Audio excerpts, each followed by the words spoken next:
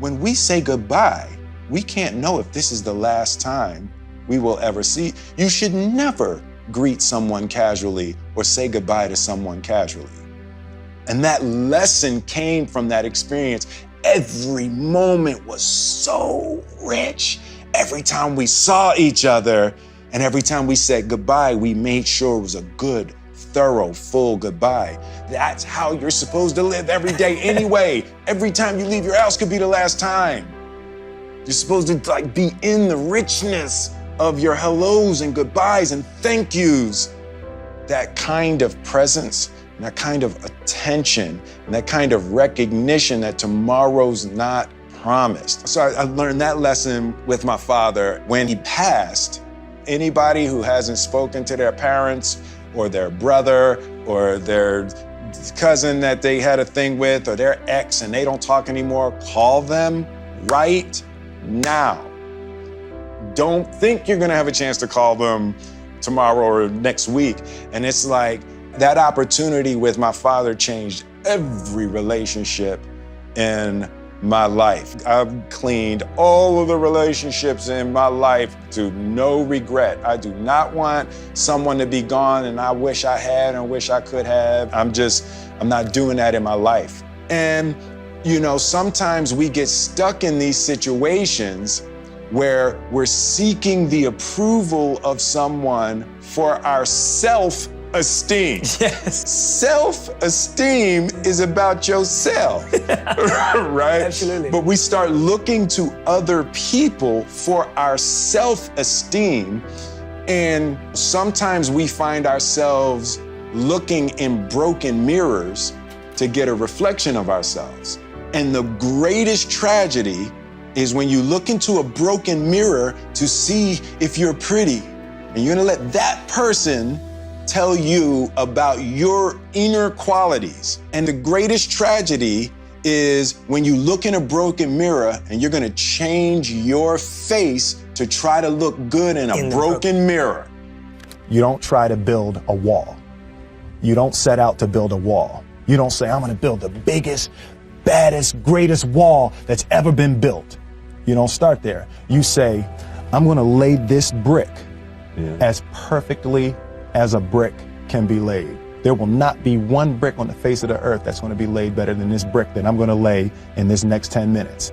Yeah. And you do that every single day. And soon you have a wall. And soon you have a wall. Yeah. And I think psychologically, the advantage that gives me over a lot of people that I have been in competition with in different situations is it's difficult to take the first step when you look how big the task is.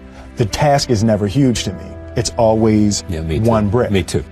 I realized that to have the level of success that I want to have, it's difficult to spread it out and do multiple things in order to be world class. And I've made a decision, I want to be world class. It takes such a desperate, obsessive focus to excel on the level that I want to make movies. I'm realizing that in order to move people in that way, in order to touch people in that way, you really got to focus with all of your fiber and all of your heart and all of your creativity. And so that's where I am with making films right now. There was a real period in my life that I had to struggle with, we can win or I can be nice. Pick one. And different people pick different things. Right. For the type of material world climbing that I did for a big chunk of my life, it was military minded. We're gonna get that flag to the top of that hill and you are gonna help or you're not gonna be here, right? So that's one mindset. And then after I got the flag to the hill a couple of times and kept getting the flag to the hill and realized that you don't feel good and you've scorched earth around you and nobody's really happy. And then I started to have to question that mindset. I had equated winning with happiness, right? It's like, we're winning, what is y'all problem? There's actually no reason to be scared. It only just ruins your day. You don't have to jump. And then in that moment, all of a sudden, where you should be terrified is the most blissful experience of your life. And God placed the best things in life on the other side of terror. On the other side of your maximum fear are all of the best things in life, you know? At the center of bringing any dream into fruition is self-discipline. You know, something as simple as food and eating. It's not about your body as much as it is about your mind. It's getting command of your mind to be able to choose actions that are in your own best interest. Every day we are choosing that's not in our own best interest, right? So if the world is attacking you and the world wants to fight you and the world's trying to hold you down, so you're gonna kick yourself in the balls? So you're gonna stop yourself from getting what you dream. Self-discipline is the center of all material success. You cannot win the war against the world if you can't win the war against your own mind. Greatness is not this wonderful, esoteric, elusive, God-like feature that only the special among us will ever taste. It's something that truly exists in all of us. Sitting with Ali, sitting with Nelson Mandela, it's very simple. This is what I believe, and I'm willing to die for it, period. It's that simple. Life is school. You're not getting the promotion you want at work. That's school. Figure it out. Someone in your family is sick.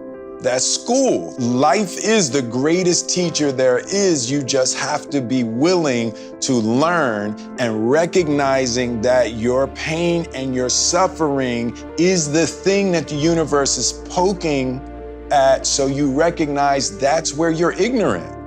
You wouldn't be having those struggles in those areas if you had a deep, broad comprehension of the fundamental realities of those situations. I've been a really firm believer that first and foremost, you gotta believe. And when you believe, and if you believe, and the level of your belief will determine your ability to bend the universe. If you don't believe, nobody's gonna believe.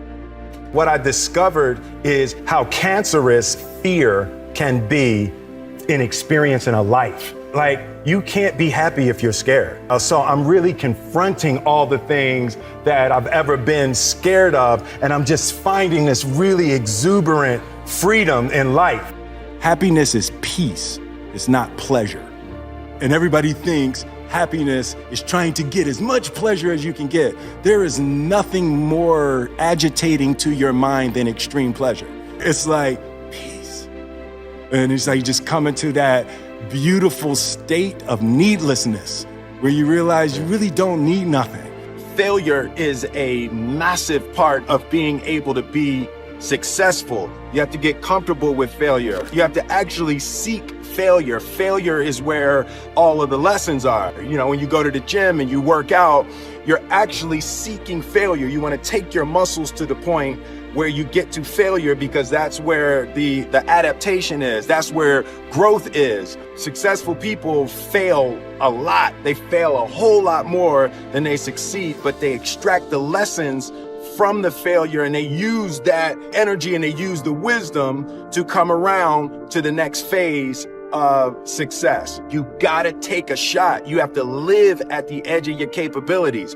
You gotta live where you're almost certain you're gonna fail. That's the reason for practice. Practice is controlled failure. You're getting to your limit, getting to your limit, getting to your limit. You can't lift that. You can't do that. Until you get to the point that all of a sudden your body makes the adjustment, and then you can do it. Failure actually helps you to recognize the areas where you need to evolve. So fail early, fail often, fail forward.